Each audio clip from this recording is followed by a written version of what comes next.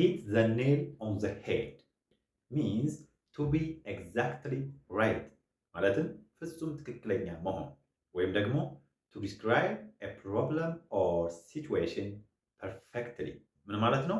አንድን ችግር ወይም ደግሞ ሁኔታ በትክክል መግለጽ ወይም ማስረዳት መቻል ማለት ነው።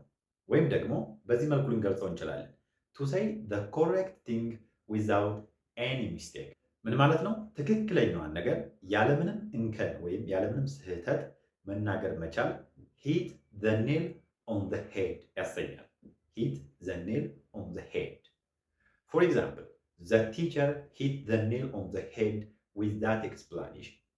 መምህሩ የሰጠው ማብራሪያ ትክክለኛና እንከን የለሽ ነበር ማለት ስንፈልግ hit the nail on the head እንላለን።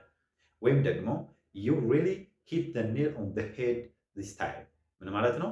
በአሁኑ እቅጯን ወይም ትክክለኛዋን ነገር ነው የተናገርከው፣ ሐቋን ነው የተናገርከው ማለት ስንፈልግ you really hit the nail on the head this time ማለት እንችላለን። አገላለጽ እንዴት አያችሁት? ተመቻችሁ? you really hit the nail on the head ብላችሁ ኮሜንት ላይ ጻፉልኝ።